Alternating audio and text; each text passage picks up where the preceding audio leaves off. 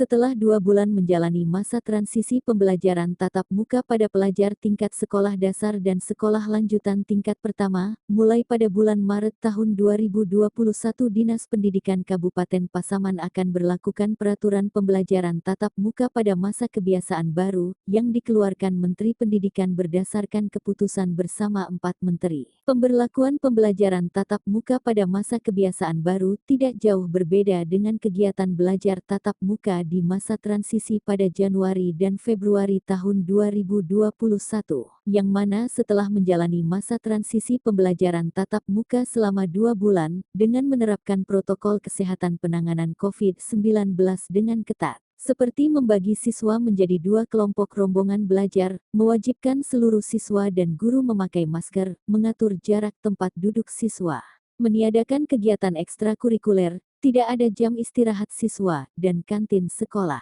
Pada masa pandemi dengan kebiasaan baru pelaksanaan tatap muka masih mengacu pada protokol kesehatan penanggulangan COVID-19, namun perbedaannya saat masa transisi dengan sekarang adalah di mana untuk kegiatan ekstrakurikuler sudah mulai diberlakukan, dan siswa juga telah diizinkan untuk melakukan kegiatan belajar olahraga, serta kantin di lingkungan sekolah sudah bisa dibuka kembali. Ahdi Susanto Kabid Pembinaan Pendidikan Dasar mengatakan untuk pelaksanaan kegiatan belajar tatap muka pada masa kebiasaan baru diberlakukan berdasarkan surat keputusan bersama 4 menteri, yakni Menteri Kesehatan, Menteri Pendidikan dan Kebudayaan, Menteri Agama, dan Menteri Dalam Negeri. Ahdi Susanto juga mengingatkan kepada setiap kepala sekolah beserta guru untuk tetap menerapkan protokol kesehatan dengan ketat serta tidak menjadikan masa pandemi COVID-19.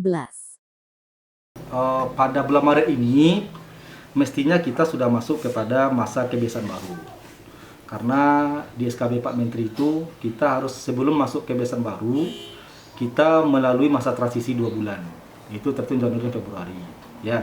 Sekarang sudah tanggal 2 Maret, mestinya di sekolah sudah masuk kebiasaan baru. Antara kebiasaan baru dan masa transisi itu tidak memiliki pengaruh yang signifikan. Hanya beberapa kegiatan yang diperbolehkan. Di masa transisi, anak-anak belajar shift, pakai shifting. Di kebiasaan baru tidak seperti itu.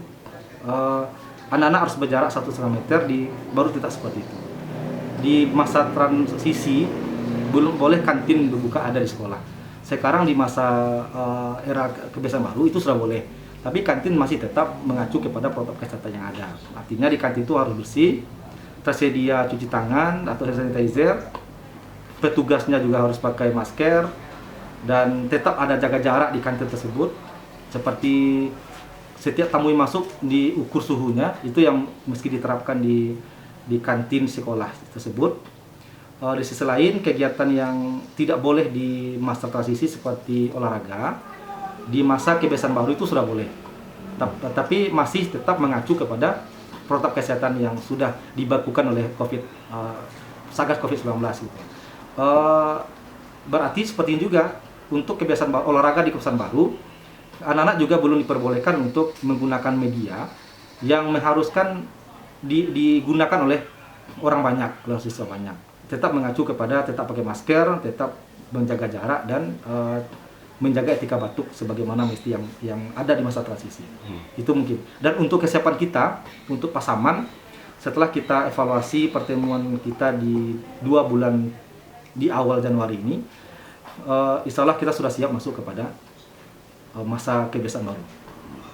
Jam belajar sama seperti masa transisi, waktu tetap muka tuh tetap 50 menit, bersih juga pagi jam 7:30 sampai jam 11, besoknya lagi.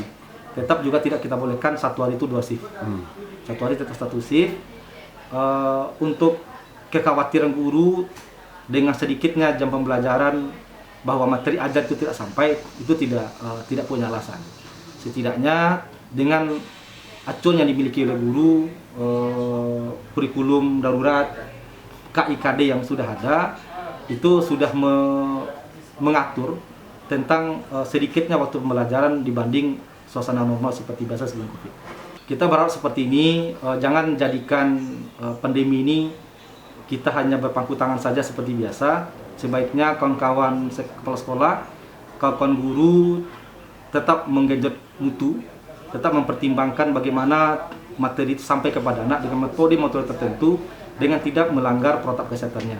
Sehingga kita tidak berlindung di balik pandemi atas kegagalan yang kita dapatkan. Mestinya seperti itu. Di era pandemi ini, seluruh kita, baik kepala sekolah, baik guru, sama-sama berpikir lebih kawan-kawan tersebut untuk meningkatkan kinerjanya. Meskipun jam tatap muka itu berkurang, tetapi secara hierarki kawan-kawan punya kewajiban yang sama, justru lebih malah daripada yang kondisi normal biasanya. Biasanya kawan-kawan guru itu bisa mengajar full di sekolah, sekarang tidak. Maka bagaimana caranya dengan pertemuan tatap muka yang terbatas, dengan shifting yang mesti kita lakukan, hendaknya mutu, materi ajar, karakter yang mesti kita dapatkan anak itu tetap kita dapatkan sebagaimana di sini. Dengan diberlakukannya pembelajaran tatap muka di masa pandemi, diharapkan tidak menjadi klaster penyebaran COVID-19, diharapkan kepada semua pihak baik orang tua dan guru, untuk saling menjaga dan menerapkan protokol kesehatan kepada anak didik yang akan mengikuti kegiatan belajar di sekolah. Tim Liputan Sambilan TV melaporkan.